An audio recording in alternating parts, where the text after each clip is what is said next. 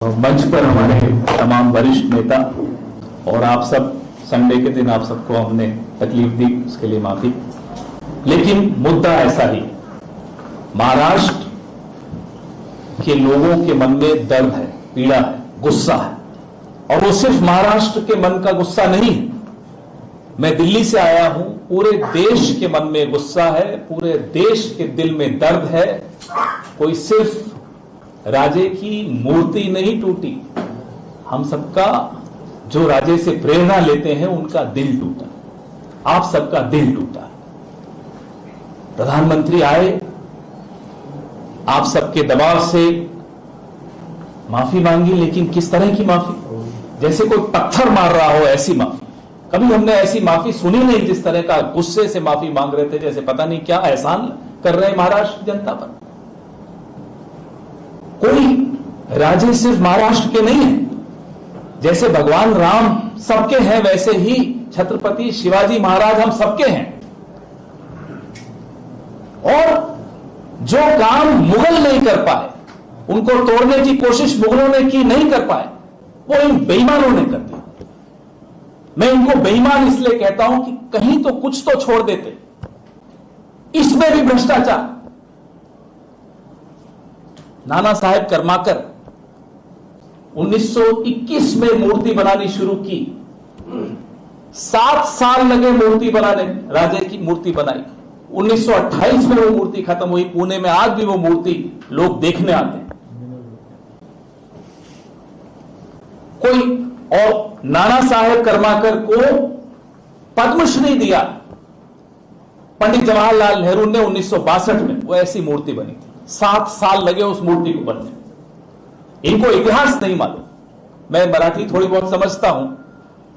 नाना पटोले साहब जो बोल रहे थे मुझे समझ में आ रहा था। बिना पढ़े, बिना इतिहास को पढ़े फडणवीस जी बोलने चले आते हैं, पूरी भारतीय जनता पार्टी बोलने चली आती।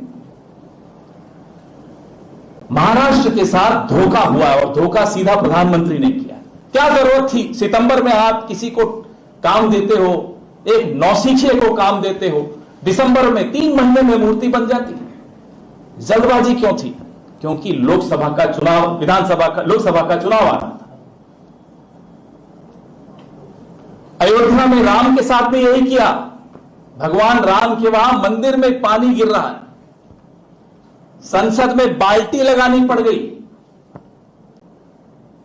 यह हालत है। पेपर लीक, संसद लीक, मंदिर लीक, पुलिया उद्घाटन से पहले गिरने लग गए। ये हमसे 70 साल का हिसाब मांगते हैं। इनकी लगी हुई मूर्ति 70 दिन, 70 हफ्ते नहीं टिक पाती, 7 महीने नहीं टिक पाई। हमसे हिसाब मांगते हैं और कहते हैं 2047 का विजन। अरे छोड़िए 2047 का विजन, कोई पुल तो ठीक बना के दिखाइए। अटल सेतु की हालत देखिए। बात राजे की मूर्ति से कहीं ज्यादा है। बात यह है कि राजे की मूर्ति तो अब गिरी, लेकिन भारतीय जनता पार्टी ने राजे के आदर्शों को बहुत पहले गिरा दिया। जो राजे की सेनापति मुसलमान होंगे, बताइए ये सीखे उनसे कुछ? बहिन जी नायक, गुप्तचर विभाग का प्रमुख, दलित, सीखे हैं क्या उनसे? ये राजे से कुछ ये सीख ही नहीं सकते। राजे से एक से एक उदाहरण राजे की जिंदगी का, राजे के पूरे कार्यकाल का अगर आप सुन लेंगे, पढ़ लेंगे, आप तो सब पढ़े हुए हैं, मंच पे जो बैठे हैं। हमारा सौभाग्य है कि आज हम छत्रपति शाहू जी के साथ बैठे हैं हम। लेकिन पढ़ के अगर आप देखेंगे तो भाजपा को एक दिन बर्दाश्त नहीं कर पाएंगे आप। शिवद्रोही हैं, महाराष्ट्र के साथ की पीठ में छुरा घोंपा है, और हम इसे बर्दाश्त नहीं करने वाले। ये राजनीति से बहुत ऊपर की बात है। राजनीति आती रहती, जाती रहती, सत्ता आती है, जाती है, कोई फर्क नहीं पड़ता। लेकिन ये हमारा अस्तित्व है। शिवाजी महाराज को पढ़ते पढ़ते हम बड़े हुए, प्रेरणा लेते हुए बड़े हुए। हमारा अस्तित्व है, ये हमारी नींव है, इस सभ्यता की नींव है। इसके साथ खिलवाड़ नहीं बर्दाश्त होगा। कोई होंगे वो अपने आप को बादशाह समझते होंगे, नरेंद्र मोदी, समझे, आके धमका कर माफी मांग कर गए। कैसे बर्दाश्त करेगा महाराष्ट्र का कोई भी व्यक्ति इस तरह की धमकी भरे स्वर से माफी मांग रहे? नहीं चाहिए आपकी माफी, जाइए। किसको सस्पेंड किया आपने? कौन जिम्मेदारी ले रहा है? शिंदे जी आकर कहते हैं हम एक और मूर्ति बना दे। भैया बख्श दीजिए, आपसे हमें कुछ नहीं चाहिए, न कोई उम्मीद है आपसे। आप शिवाजी महाराज की मूर्ति नहीं लगाएंगे, आपको मौका भी नहीं देंगे अब राजे, और राजे चाहते भी नहीं है कि आप उनकी मूर्ति लगाइए। उनके आदर्शों को तोड़ा, उनकी मूर्ति में भ्रष्टाचार किया, और फिर हिम्मत देखिए कि नेवी को बदनाम कर रहे हैं। दिल्ली में जहां से मैं आया हूं, बच्चे मर गए क्योंकि बेसमेंट में पानी घुस गया, तो कहते हैं पानी की वजह से मर गए। यहां कहते हैं हवा की वजह से राजे की मूर्ति गिर गई। अरे साहब, राजे के बनाए हुए 300 साल पुराने किले आज तक नहीं गिरे हवा में, और मूर्ति आप नहीं लगा पाए जो कि मजबूत हो, जो कि नहीं गिरे। हवाएं कोई आज से चलनी शुरू हुई हैं? 2014 और 26 मई 2014 से ही हवा चलनी शुरू हुई इस देश में, पहले हवा नहीं चलती थी। वो आजकल एक आपके यहां से आपने भेजी है ना, मंडी में एमपी बनाकर, वो कहती है ना कि आजाद हुआ ही 2014 में भारत। तो हो सकता है हवाएं भी 2014 में ही चलनी शुरू हुई, उससे पहले हवा नहीं चलती थी। मजाक बना दिया इस देश का, इस बात का दुख है। मैं यहां राजनीतिक बात नहीं करूंगा, इलेक्शन से कोई संबंधित बात नहीं करूंगा, लेकिन यह मैं जरूर कहूंगा कि हम सब, आप जितने दुखी हैं, पूरा देश उतना ही दुखी है। आपके दुख में शामिल होने में आया हूं। और महाराष्ट्र के लोग, इस देश के लोग, देश नहीं विदेशों में भी छत्रपति शिवाजी महाराज की प्रेरणा कोई सिर्फ भारत भर में नहीं है, भारत के बाहर भी बहुत है। कोई माफ नहीं करेगा इनको, आने वाली पीढ़ियां माफ नहीं करेंगी। ज्यादा समय नहीं लूंगा, आपको सवाल शाहूजी महाराज से भी पूछने हैं, नाना भाऊ से भी पूछने हैं, तो आपके सवालों का स्वागत है।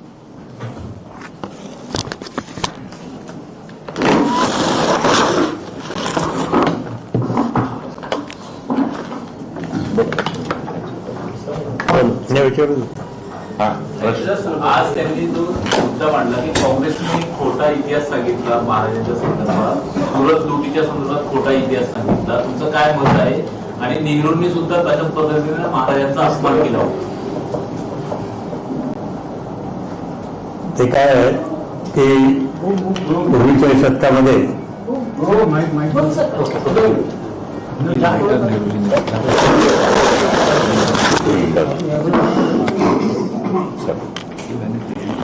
पूर्वीच्या शतकामध्ये म्हणजे 19व्या शतकामध्ये जो इतिहास लिहिला गेला ते ठराविक लोकच लिहित होते इतिहास, आणि त्यावेळेसपासूनच इतिहासाचा वेगळेपणा आपल्याला दिसून येतोय. आणि काही त्यातलं जे इतिहास आपण वाचतोय तो योग्य लोकांनी लिहिला पाहिजे, योग्य लोकांकडनं आपण ऐकला पाहिजे, मग त्यातलं सगळं खरं काय ते आपल्याला समजेलच. सुरत लुटी संदर्भात तुमचं काय भूमिका आहे? कारण की महाराजांनी सुरत लुटली नाही असं बंधू त्यांचं म्हणणं आहे. कोणाचं म्हणणं आहे? फडणवीस यांचं. मला वाटतं सगळ्यांनाच विचारायचं की खरंच हिस्ट्री ऑफ इंडिया पंडित नेहरूंच्या पुस्तकामध्ये काय लिहिलं आहे ते रूप आहे का? कारण त्या पुस्तकाचा आधारित फडणवीसांचा आरोप आहे. मी विचारतो बाकी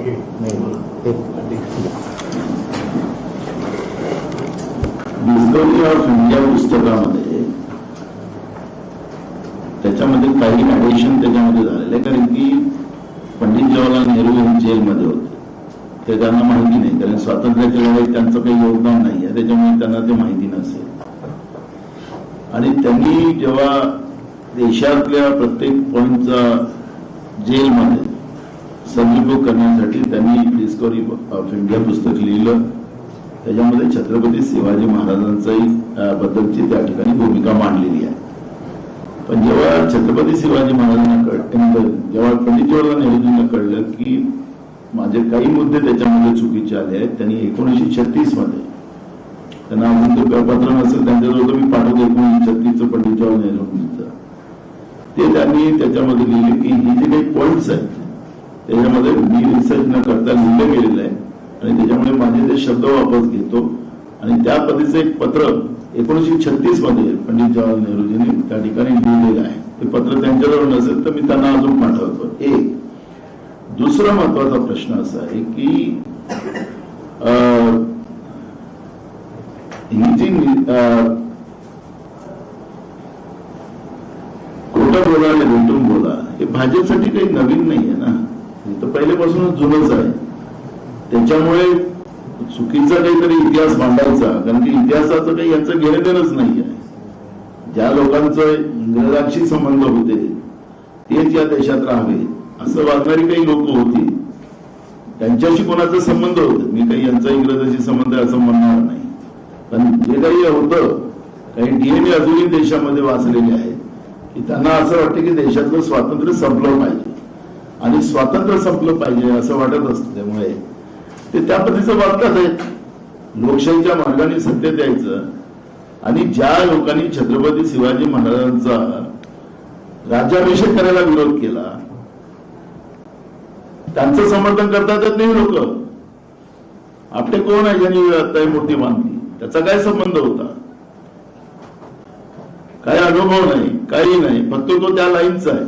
त्याच्यावर आता मला आकडे कमी, आता माझे सगळे आकडे आले की 236 कोटी रुपये या प्रतिमेसाठी खर्च केले आणि त्या मूर्तिकाराला फक्त काहीतरी 36 लाख रुपये काहीतरी दिले त्या मूर्तिकाराला. हे पैसे गेले कुठं? भ्रष्टाचार लोकांनी सांगावं. काल मुख्यमंत्री सांगत होते की आम्ही कोणाचा टोल घेत नाही, कोणाचा टोल मागत नाही.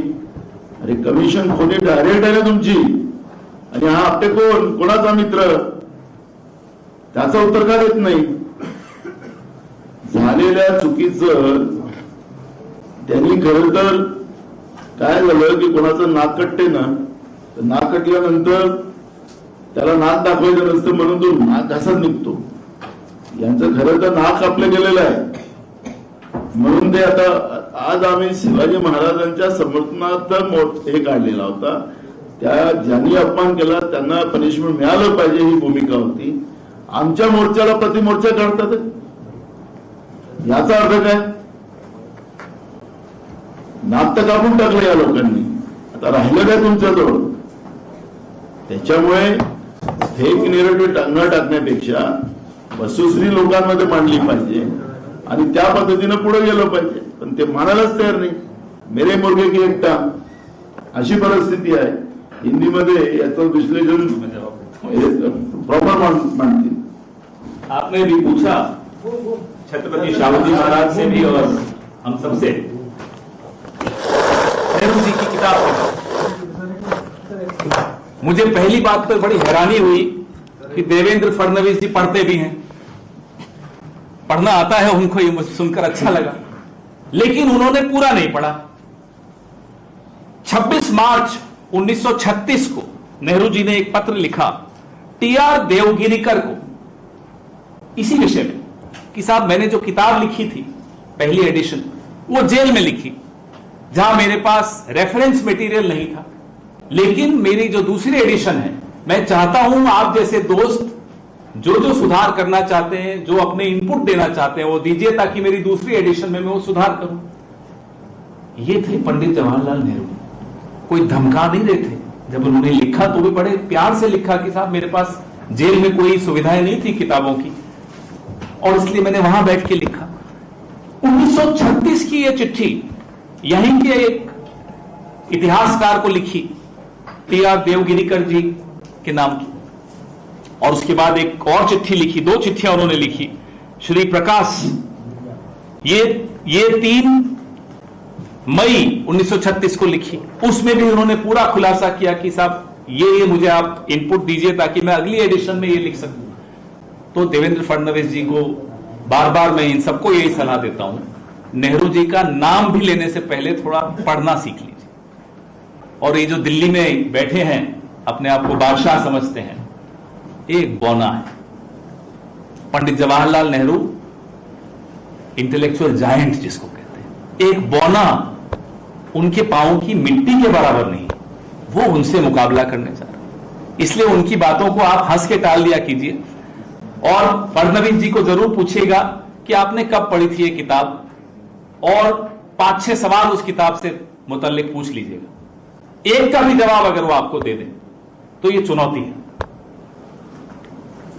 फडणवीस महात्मा किती नाही बदलापूर प्रकरण, बलात्कार प्रकरण आणि आज मी गेल्या आठवड्यापासून आजपर्यंत जो मोर्चा सुरू केलेला छत्रपती शिवाजी महाराजांचा पुतळा वगैरे, याच्यामुळे भाजपा गोटामध्ये अशी चर्चा आहे की जे ऑक्टोबर नोव्हेंबर होणाऱ्या महाराष्ट्राच्या विधानसभाच्या निवडणुका आहेत त्या पुढे करायच्या, याच्यावर असं वाटतं का त्यांच्या पायाखालची वाळू सरकली?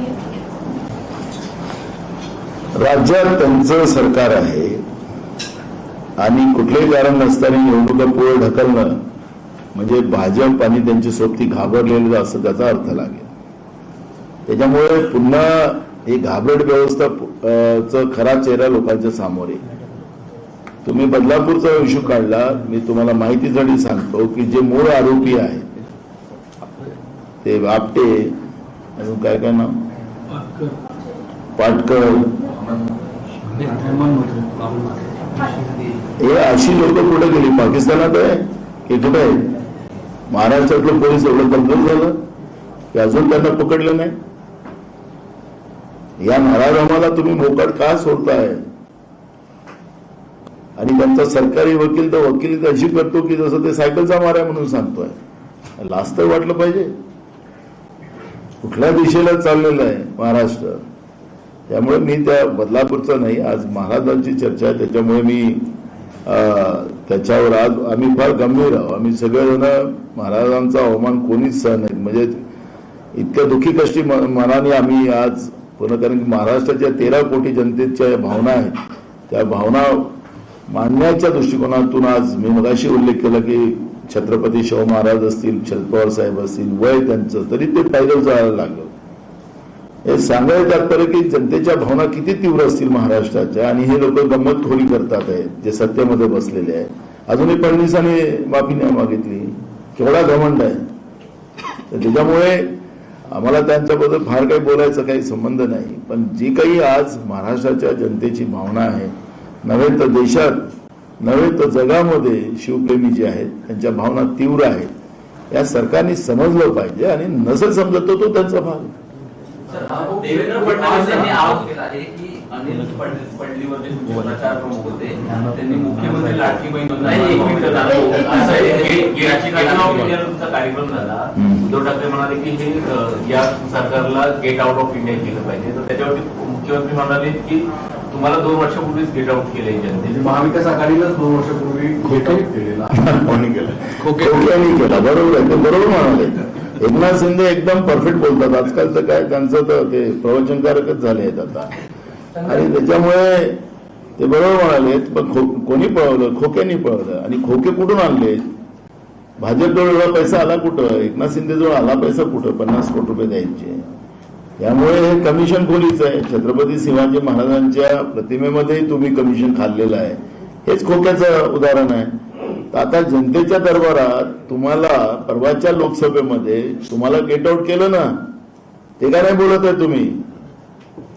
लोकसभेची निवडणूक झाली ना, तर त्याच्यानंतर 2 वर्षाच्या नंतर तर कोणाला गेट आउट केलं? अहो तेवढा तरी भान ठेवा मुख्यमंत्री महोदय. थोडेसे दिवस आहे, पुढच्या महिन्यामध्ये तुमचं काय करतील काय नाही भाजपवाले अजून तुम्हाला माहिती नाही.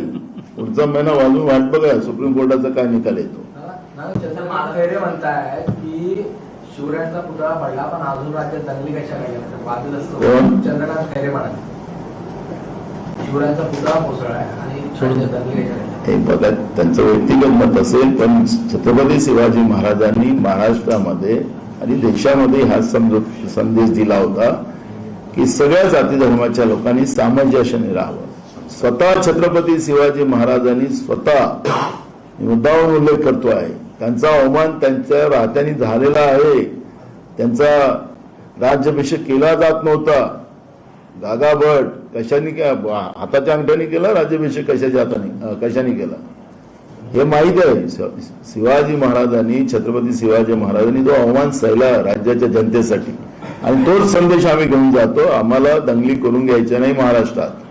आम्हाला सगळ्यांना पुन्हा गोविंदानं नांदवायचं आहे.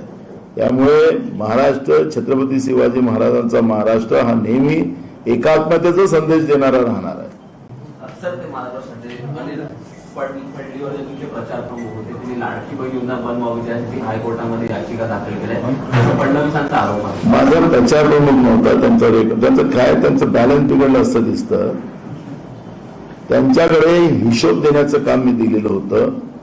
आता आम्हाला सीए वगैरे राहतात नाही, हे लोक, हे अशी लोक ठेवावं लागतात की हिशोब द्यायला जायला ते, कारण की आता निवडणूक आयोगाचं सगळं ऐकावं लागतं ना. आमच्या मंत्र्याकडे पीएस होते, तर पीएस हे काही पार्टीचा माणूस नसतो, एखादा कोणीतरी ठेवतो पीएस. तसं आहे, काँग्रेस पक्षाचा एक साधा मेंबर सुद्धा ते नाहीत.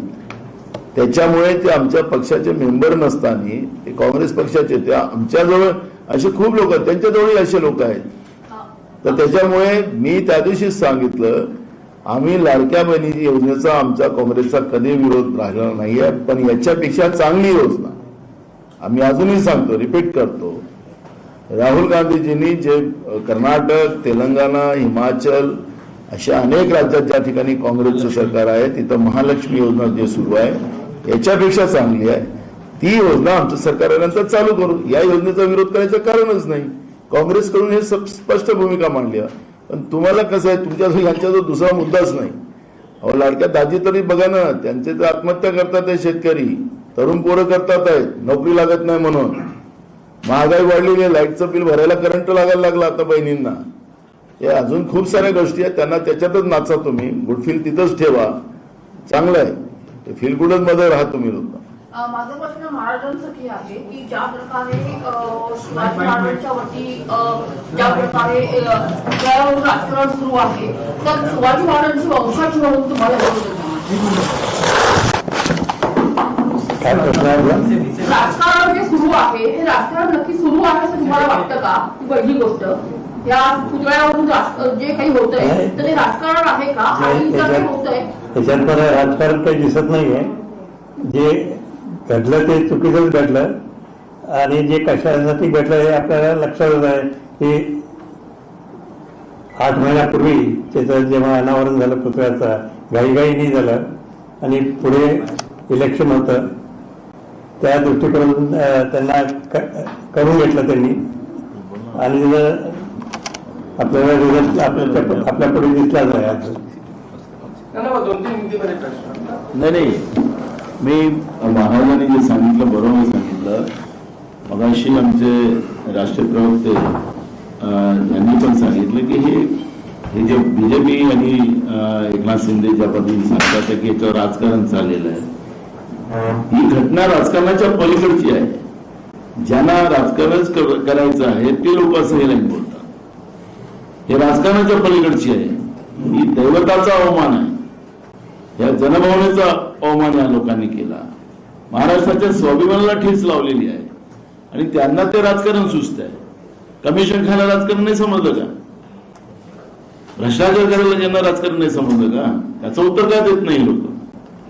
पण या गोष्टीला राजकारणाकडे वळण ठेवून लहान मुलीवर अत्याचार होतो त्याला राजकारण सांगतात. हे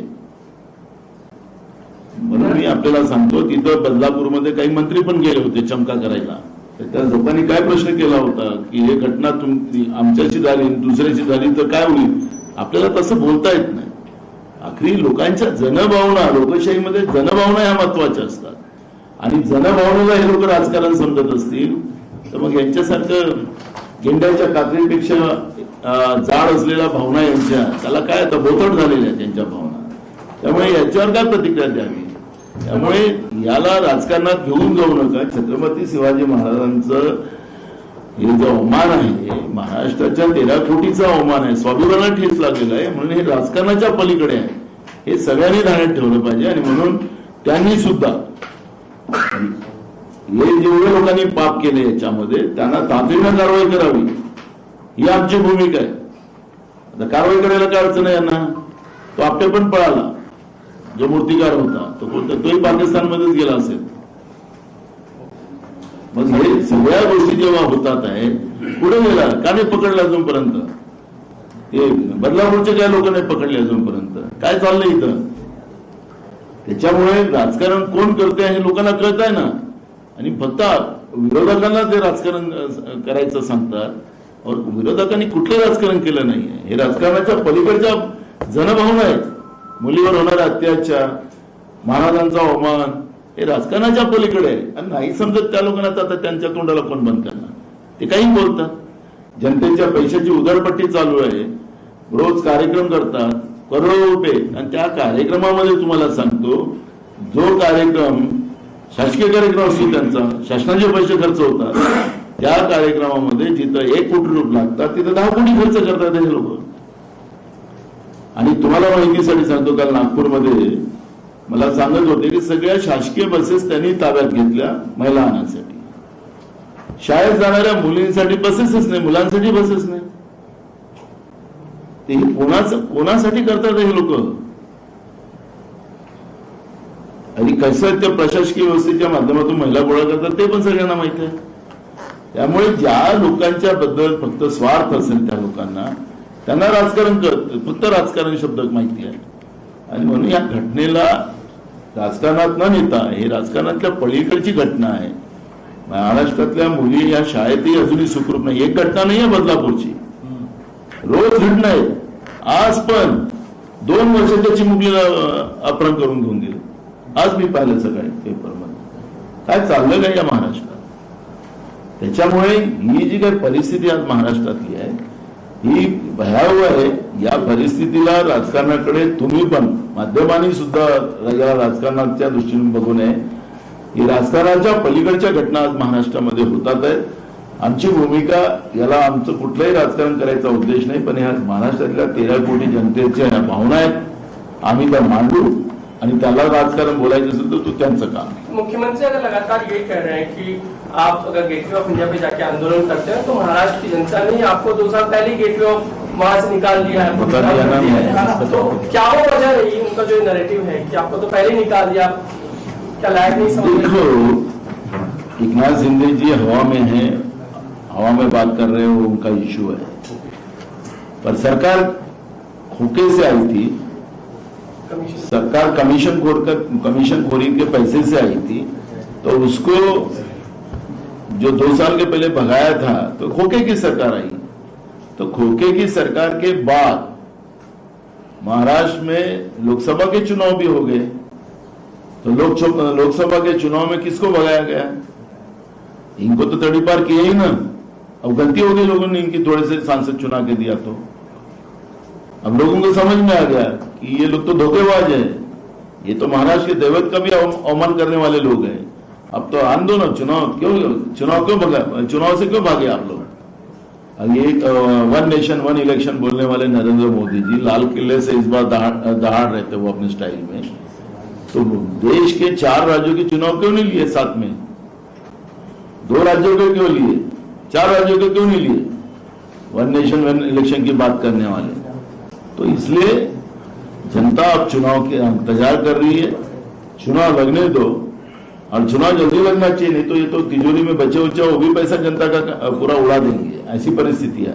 दूसरा सवाल ये कि जिस तरीके से लगातार Devendra Fadnavis discovery of India का तो उल्लेख करते हैं, साथ ही अगर हाल की घटना में कहें तो कर्नाटक का भी उल्लेख करते हैं. वहां भी आपने छत्रपति शिवाजी महाराज के कुत्ते का अवमान किया, वहां पर गिरा दिया.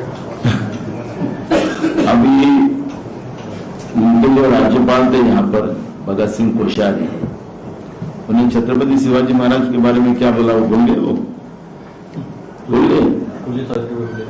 फुले सावित्रीबाई फुले और महात्मा ज्योतिबा फुले को क्या बोले? भूल गए. अरे वहां शिवाजी महाराज की प्रतिमा गिराई नहीं गई है. जैसे अपने यहाँ पे जब रोड डेवलपमेंट होता है तो जो पुतले होते हैं तो उसको साइड में उसको अलग से बिठाया जाता है. तो महाराष्ट्र में तो कई पुतले इन लोगों ने इस तरह के किए. तो क्या इन्हें अवमान किया है? अरे झूठ बोलने का भी कुछ लिमिट होती है. लेकिन तुमने जो शब्द के बाण डाले हैं, तुम्हारे गवर्नर ने, वो क्या नाम था उसका, कोश्यारी ने क्या क्या बोला उसने? तुम्हारा एक सांसद वो क्या मोहन नाम का, वो छत्रपति शिवाजी महाराज की तुलना मोदी के साथ करता है.